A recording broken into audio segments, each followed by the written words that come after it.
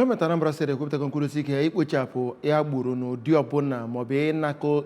ịnakọ ụtụ n'ụzọ na-ekwesịghị na steeti a. Managing Director Operation Clean Air Anambra Ọcha Brigade Comrade Celestin Anere kwupụtara nke oge ndị na-anya ụgbọala bọọsụ si Ọnịcha bịara kpọtụrụ ya n'ụlọ ọrụ ya dị n'Ọka. Chibuzobidige wetara anya Ọka.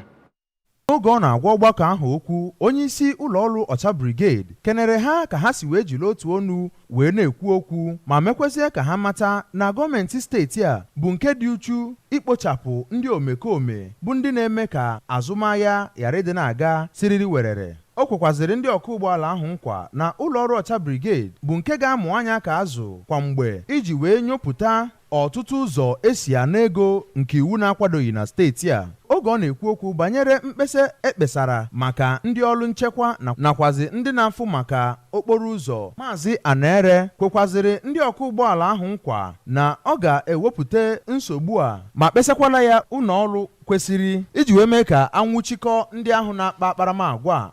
ma dugekwe ha ụlọ ikpe. N'okwu ha n'iche ụfọdụ ndị na-akwụ ụgbọala bụ ndị gụnyere Maazị Afamefuna Ụba, Uchenna Okorie nakwazi Tochukwu Aniagba ọsọ n'otu kelere Gọvanọ Chukwuma Soludo maka ezi ọrụ ọ na-alụ n'ihe gbasatara okporo ụzọ bụ nke ha kwuru na ha afụgori ebe ụtụ isi ha na-atụ na ha kwupụtazikwara mwute ha maka agwa ọjọọ ụfọdụ ndị ọrụ nchekwa nakwazi ndị na-alụ ọrụ okporo ụzọ na-akpaso ha bụ nke ha kwuru na ha na-ana ha ego n'ụzọ na-ekwesịghị ekwesị ma yọkwazie ha ka ewepụta otu ga na-enyocha ha iji wee mee na ha na-arụ ọrụ ka o si kwesị nakwa ka iwu si wee kwado. N'okwu ekene ya, onye eji okwu ya agba izu n'Ọka bụ Maazị Osita Obi dozikwarụ ndị ọkụ ụgbọala ahụ ka ha gawa n'iru na-atụ ụtụ isi ha ka ha si emebu iji wee wote ezi ọchịchị nakwa ọtụtụ imerime ihe ọma ndị ọzọ na steeti a.